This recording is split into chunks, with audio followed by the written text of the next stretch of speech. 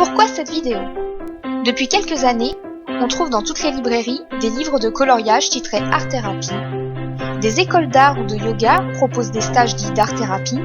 Bref, l'art-thérapie semble partout, mais en réalité, cette terminologie est utilisée à mauvais escient.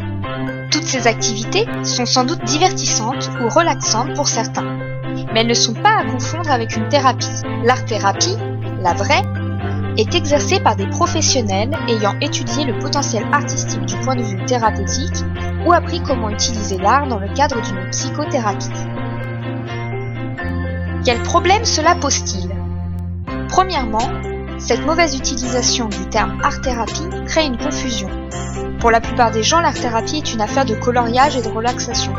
Cela décrédibilise la discipline et l'empêche de se développer dans notre société, au détriment des nombreux publics pour lesquels l'art-thérapie serait grandement bénéfique.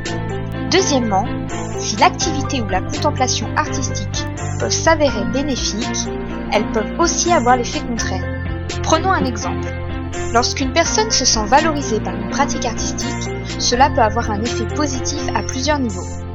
Sa confiance en soi, c'est-à-dire sa capacité à agir et à se projeter, peut s'en trouver améliorée. Si à l'inverse, la personne est déçue de sa production artistique, qu'il ressort dévalorisé de l'activité, cela peut le conduire dans ce qu'on appelle en art-thérapie moderne une boucle d'inhibition.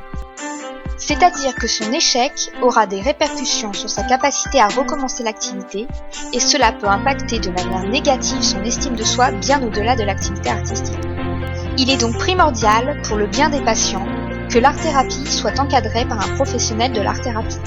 Les choses étant maintenant précisées, si vous aimez le coloriage et que vous ne cherchez pas dans celui-ci un moyen de vous sentir mieux au-delà du caractère relaxant de la chose, vous pouvez bien évidemment continuer vos activités. Pour en savoir plus sur l'art-thérapie, la vraie, ou sur l'actualité de l'art-thérapie, rendez-vous sur arttherapieactu.com.